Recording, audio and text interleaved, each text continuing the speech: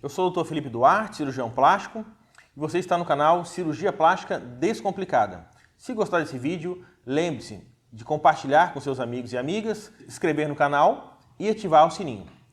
Hoje eu vou falar aqui para vocês a importância e a diferença que um cirurgião experiente pode fazer na sua vida. É sabido que quando nós temos um problema de saúde complexo, principalmente cirúrgico, a gente recomenda que a gente nem vá procurar um cirurgião muito jovem, nem um muito velho.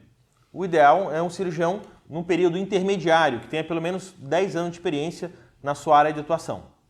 Por que isso? Porque um cirurgião inexperiente, ele pode, além de colocar você numa grande roubada, num grande problema, também arrumar um grande problema para ele mesmo.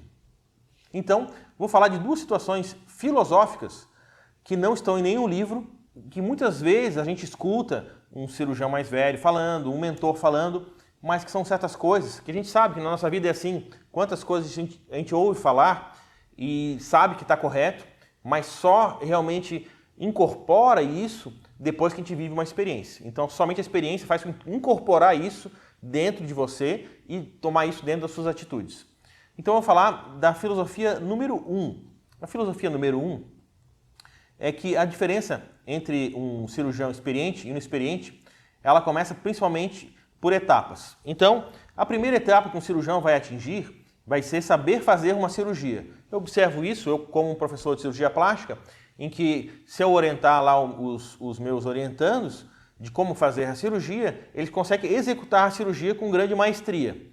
Então essa é a parte mais simples do cirurgião, saber como executar a cirurgia. O segundo passo do cirurgião é ele saber quando indicar aquela cirurgia. Então aí já fica um pouco mais difícil. A gente pegar naquele pool de pacientes, quando fazer aquela cirurgia ou qual cirurgia fazer em qual paciente. Então, essa já a questão de indicação, exige mais uma experiência de diversos casos para você saber se faz a cirurgia ou não, qual tipo de cirurgia fazer. E a experiência final do cirurgião é saber quando não fazer uma cirurgia. Ou seja, é quando a grande manada acha que aquela cirurgia deveria ser feita e aquele cirurgião ele diz, não, essa você não deve fazer por isso, por isso e por isso.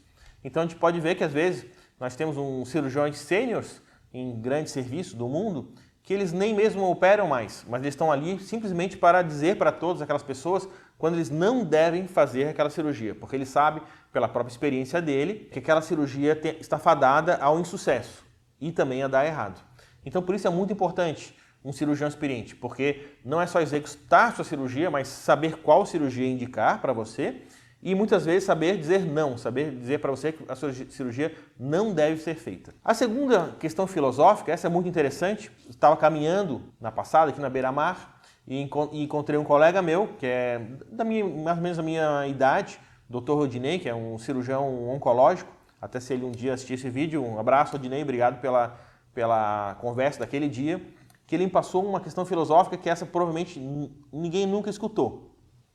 Ele falou o seguinte, Felipe, o que você tem que saber sobre cirurgia é que algumas cirurgias é para um cirurgião, algumas cirurgias é para uma equipe de cirurgiões e algumas cirurgias são para instituições.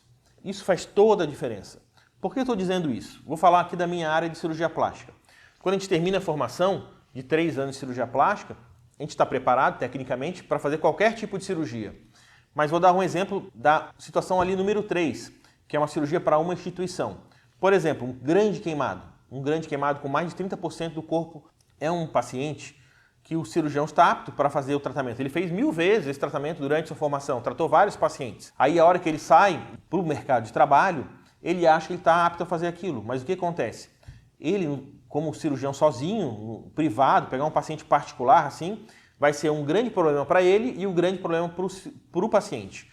Por quê? Esse paciente grande queimado, ele precisa ser atendido várias vezes por dia por uma equipe multidisciplinar. Essa equipe multidisciplinar, não estou incluindo aí fisioterapeuta, enfermeiros, nutricionistas, isso aí tudo é necessário, mas eu digo multidisciplinar entre várias especialidades médicas. Então, ele sozinho ele não vai dar conta de fazer todas essas visitas para o paciente diariamente, arrumar todos esses profissionais para atender esse paciente junto com ele. Ou seja, ele vai ter que praticamente parar de viver para atender só esse paciente, o que fica praticamente inviável e o paciente não vai receber o melhor tratamento.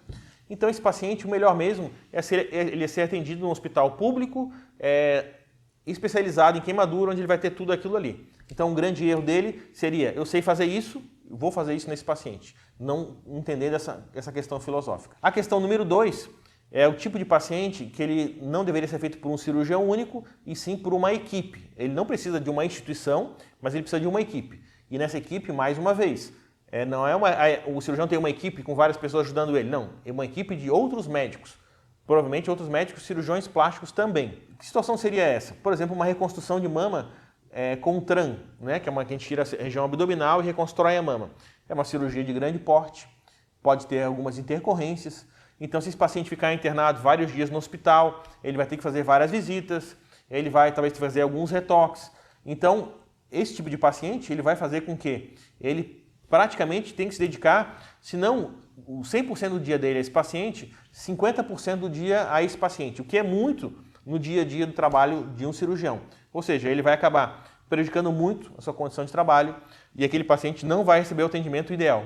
Então, o ideal é que um paciente com essa característica, ele seja atendido por uma equipe de 3, 4 ou 5 cirurgiões plásticos, onde esses médicos conseguem se revezar no atendimento desse paciente. Então, todo mundo consegue ter sua vida dentro da sua normalidade e o paciente consegue ser assistido o tempo todo.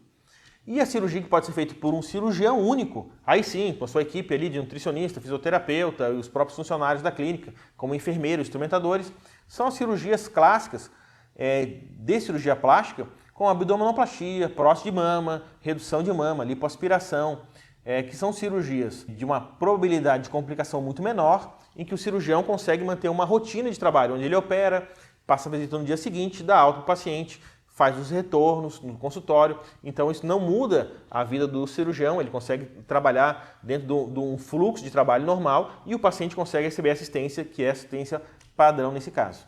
Então, isso que eu quero dizer são uma situação filosófica dentro da cirurgia em que faz toda a diferença um cirurgião mais experiente.